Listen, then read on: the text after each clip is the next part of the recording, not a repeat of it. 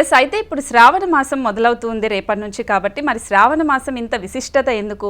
So ఎందుకే శ్రావణ మాసంలోనే పెళ్ళిళ్ళు ఎక్కువగా జరుగుతుంటాయి? ఒకవేళ పెళ్ళిళ్ళు చేయాలంటే ఏ టైంలో చేస్తే మంచి జరుగుతుంది? వీటన్నింటి గురించి మనం ఈరోజు స్పెషల్ డ్రైవ్లో డిస్కస్ చేద్దాం. సో మనతో పాటు జూమ్ లైవ్లో అందుబాటులో ఉన్నారు బమిడపాటి రవికృష్ణ శర్మ గారు, ప్రముఖ జ్యోతిష్యులు, అలాగే కె భాగ్యలక్ష్మి మ్యారేజ్ బ్యూరో నిర్వాహకులు, అలాగే ప్రముఖ జ్యోతిష్యులు ఉన్నారు. సో వాళ్ళని అడిగి తెలుసుకుందాం. నమస్తే అండి. నమస్కారం అమ్మా.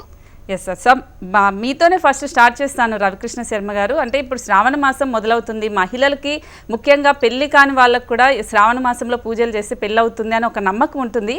సో శ్రావణ మాసం యొక్క విశిష్టత గురించి మనం మొదటగా స్టార్ట్ చేద్దాం.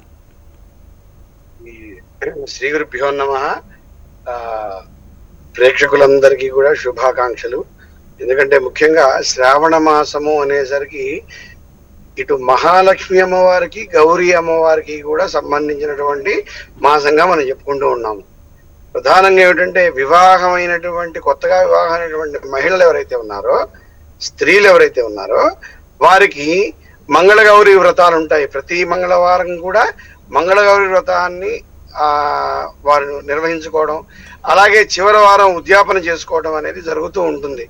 కొన్ని ప్రాంతాల్లో 5 సంవత్సరాలు, కొన్ని ప్రాంతాల్లో 3 సంవత్సరాలుగా కూడా చేసుకుంటారు. అంటే సౌభాగ్యం కొరకు అమ్మవారి మంగళగౌరిని ప్రార్థిస్తూ చేసుకునేటువంటి వ్రతాలు.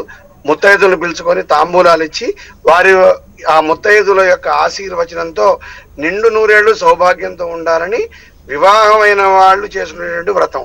ఎందుకంటే ఒకానొక సందర్భంలో ఈశ్వరుడు గరళాన్ని మింగడానికి సమాయాత్తమైనప్పుడు పార్వతీదేవిని అడిగేట, మరి గరళం మింగుతున్నాను నేను, ఏం చేయమంటావంటే, మింగెడవాడు విభుండని మింగెడిది గరళమనియు మేలని ప్రజలకు మింగమనే సర్వమంగళ మంగళ సూత్రమును ఎంత మది నమ్మినదో అని మనం చెప్పుకుంటూ ఉంటాం గౌరీదేవత పార్వతీదేవి గురించి.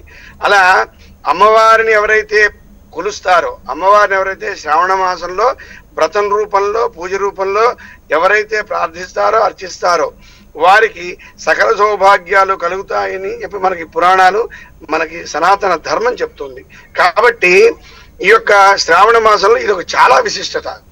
వివాహమైన వారు ఎటువంటి అశుభాన్ని ఎదుర్కోకుండా ఉండడానికి అమ్మవారి యొక్క అనుగ్రహం. రెండవది మహాలక్ష్మి అమ్మవారు వరలక్ష్మి వ్రతం చేసుకుంటూ ఉంటాం. ఇది సకల సంపదలని మనకి ఇచ్చేది. ఇందాకది సౌభాగ్యం అవుతే ఇది సంపదలు అన్ని రకాలైనటువంటి, అంటే మంచి విద్య రావడం సంపద, మంచి ఉద్యోగం రావడం సంపద, వ్యాపారం బాగుండడం సంపద, అన్ని రకాల కోరికలను తీర్చుకోవడం కూడా సంపదగా భావిస్తాం మనం. సకల సంపదలను వసగేటువంటి మహాలక్ష్మి అమ్మవారిని ప్రార్థించుకోవడం కూడా ఈ శ్రావణ మాసంలోనే చేస్తూ ఉంటాం మనం. కాబట్టి ఈ శ్రావణ మాసానికి అంత విశిష్టత. ఇక ముఖ్యంగా కన్యలు ఎవరైతే ఉన్నారో, వివాహం కోసం ఎదురు చూస్తూ వివాహం కావాలి అని కోరుకునే కన్యలు ఎవరైతే ఉన్నారో, ఈ యొక్క వరలక్ష్మి వ్రతం రోజు వరలక్ష్మి అమ్మవారిని విధిగా పూజించి అర్చన చేసి ఆ యొక్క తోరణం కట్టుకొని ఎవరైతే ప్రార్థిస్తారో, అమ్మవారి అక్షతలు శిరస్సును ధరిస్తారో వారికి సత్వరమే ఈ సంవత్సరం మళ్ళీ వచ్చే శ్రావణ మాసంలోపు వివాహం జరుగుతుంది. మంచి వరుడు, మంచి సౌభాగ్యాన్ని ఇచ్చే వరుడు లభిస్తాడు అని చెప్పి మనకి శాస్త్రవచనం అండి. అందుకనే శ్రావణ మాసానికి అంత విశిష్టత.